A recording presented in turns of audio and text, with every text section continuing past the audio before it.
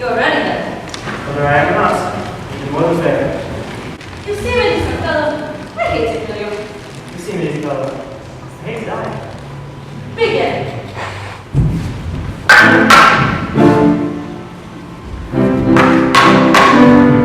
You are wonderful. Thank you. But we're talking about so. I hate it. You look better than I am. Why are you smiling? Because I know something you don't know. And what's that? I am not left-handed. You're wonderful. I also be after 20 years. There's something I want to tell you. Tell me. I am not left-handed either. Who are you? No one consequence. I must know. Get used to disappointment. Okay.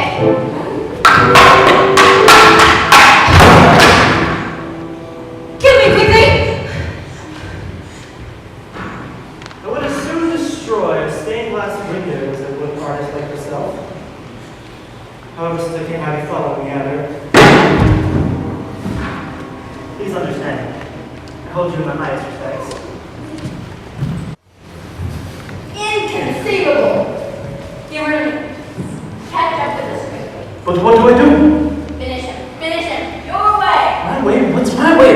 Pick up one of those rocks. Get behind the boulder. In a few minutes, the man in black will come running around the bend. The minute his head is if you hit it with the rock.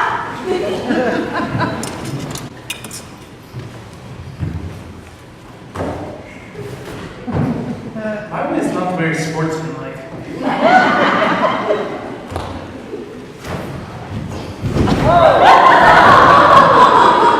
I did that on purpose. I did not have to miss. I believe you. So what happens now? We face each other as God intended. Skill against skill alone. No tricks or weapons. You mean you put down your rock and I put down my sword and we try to kill each other like civilized people? I can kill you now. Frankly, in odds or something in your favorite handway. It's not my fault being the biggest and the strongest. I don't even exercise.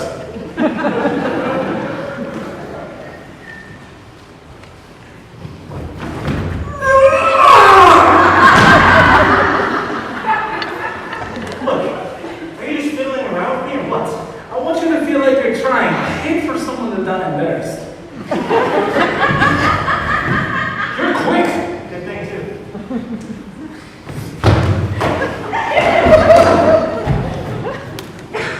Why do you wear a mask? Did you get burned by acid or something? Oh no, it's nothing like that. It's just that they're terribly comfortable. I believe everyone will be wearing them in the future.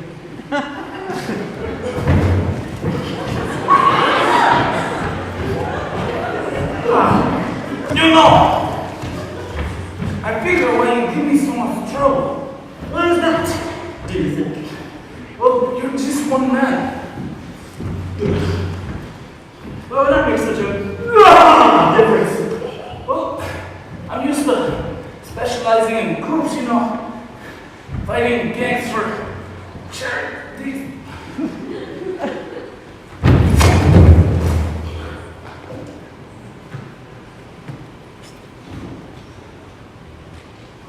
I do not envy the headache you will have when you awake.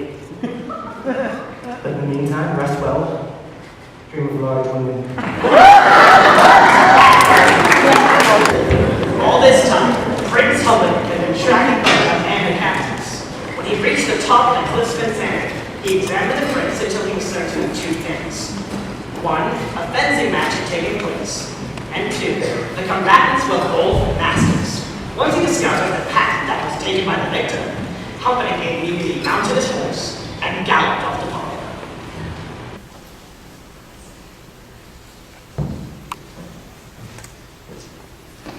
So it is down to you, and it is down to me. If you wish for dead, by all means, keep moving forward. Let me explain. There's nothing to explain. You're trying to kidnap what I rightfully stolen. Perhaps an arrangement can be reached. There will be no arrangement in your killing him. If there can be no arrangement, then we are at an impasse. I'm afraid so. I can't compete with you physically, and you're no match for my brains. You're that smart. Let me put it this way. Have you ever heard of Plato, Aristotle, Socrates? Yes? Morons. Really? In that case, I challenge you to a battle of wits. For the princess, to the death, I accept. Good.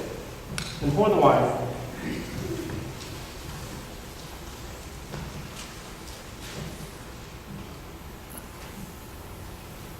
Inhale this, but do not touch. I smell nothing. What you do not smell is called iocane powder. It is odorless, tasteless, dissolves instantly in liquid, and is among the more deadly poisons known to man.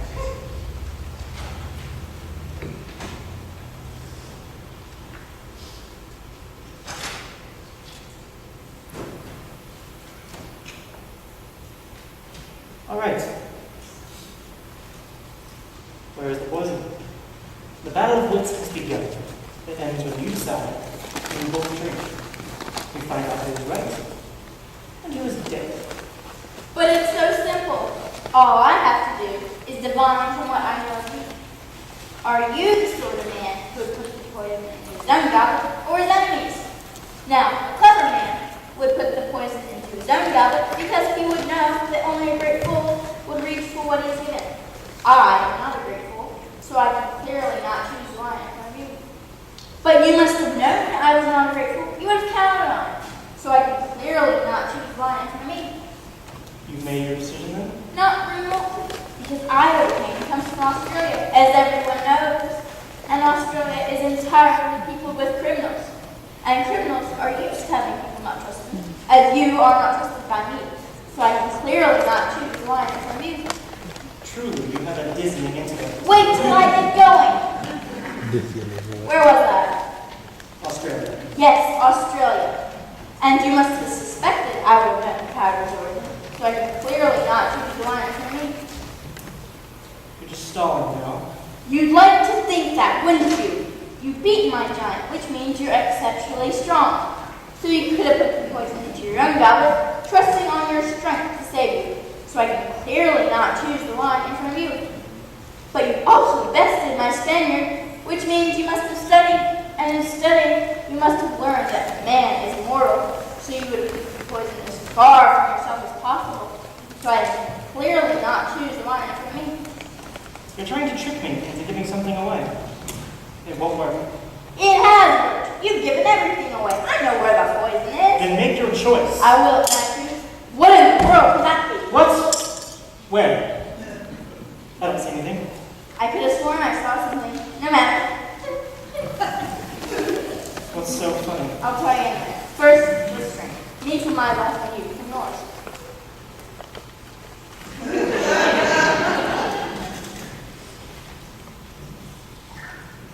You guessed wrong.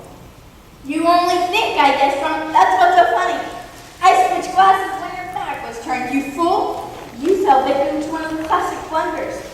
The most famous is never get involved in land or in Asia, but only slightly less well known is this. Never going against a Sicilian when death is on the line.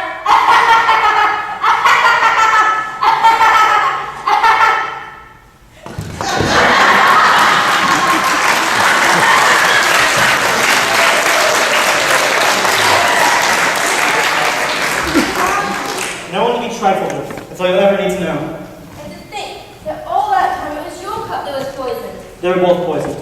I've spent the last few years building an immunity to iocane powder. You'll release me. Whatever you ask for ransom, I promise you'll get it. And what's that worth? The promise of a woman. You're very funny, Highness. I was giving you a chance. No matter where you take me, there's no greater hunter than Prince Humperdinck. He can track a falcon on a cloudy day. He can find you. You think your dearest love will save you? I never said he was my dearest love. And yes, he will save me. That I know. You admit to me you do not love your fiancé. He knows I do not love him. I'm not capable of love, is what you mean? I have loved more deeply than a killer like yourself could ever dream.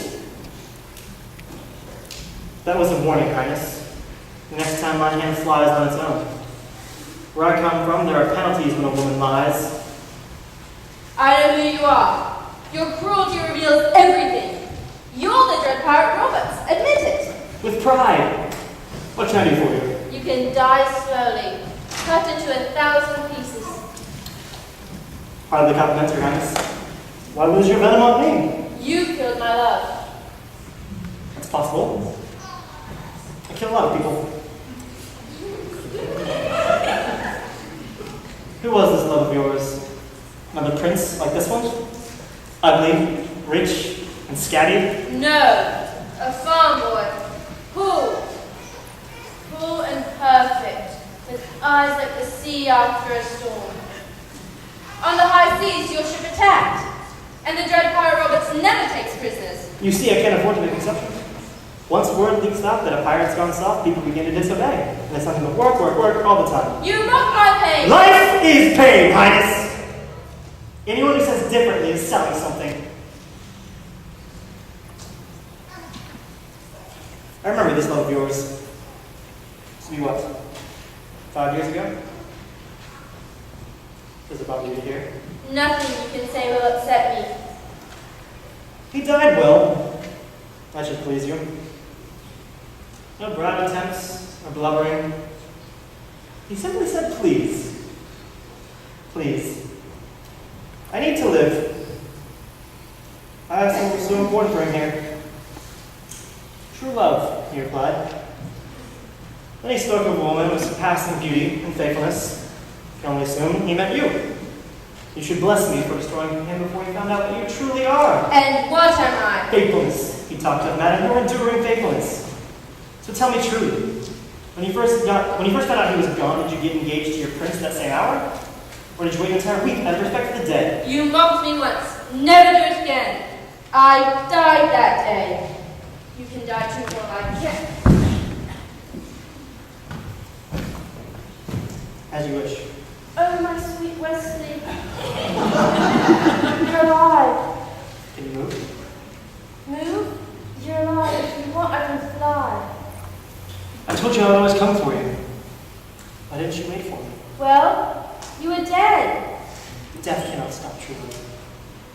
It can only delay it for a little while. I will never doubt again. There will be no need. Oh, no, please. This time, what's the matter? It's getting mushy. Do we have to hear the mushy part? No, someday you might not mind so much. Skip ahead to something. No. Better.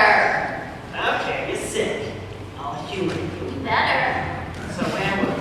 Oh yeah, Wesley and Buttercup raced along the path. Ha! Your pig fiancé is too late! Come to the steps, you'll be safe in the fire swamp. We'll never survive. Nonsense. You only say that because no one ever has. Wesley led Buttercup into the fire swamp. They found it. It wasn't that bad. Before long, they learned how to avoid the fire spurs, the snow stick, and the ROV lessons. Grandpa, what are you at this? Rodents of unusual size. As Wesley and Buttercup began walking, he told her about the story. He told her how he was the Red Pirate Roberts. What Wesley had told Buttercup before, not saying please, was true. It had intrigued Roberts, as did Wesley's description of Buttercup's beauty. Finally, Roberts said, "All right, Wesley, I've never had a valet before. You can try if you like. I'm most likely to kill you in the morning." 3 years, he said. Good night, Wesley. Good luck. Sleep well. I will most likely kill you in the morning. It was a fine time for Wesley. He learned he was going to fence, fight, and anything anyone would teach him. And Roberts and Wesley eventually had become friends. Then it happened. What happened? You see, Roberts had grown so rich that he wished to retire. So he told Wesley his secret. I am not the Dread Pirate Roberts, he said. My name is Ryan. I inherited this ship from the previous Dread Pirate Roberts, just as you inherited from me.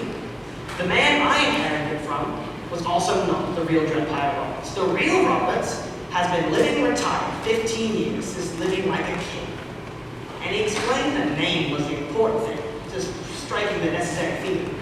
No one would surrender to the Dread Pirate Wesley. So they sailed ashore, took an entirely new crew, and he stayed aboard one, all while calling Wesley Roberts. Once the crew believed he left the ship, and Wesley had been mobbed ever since.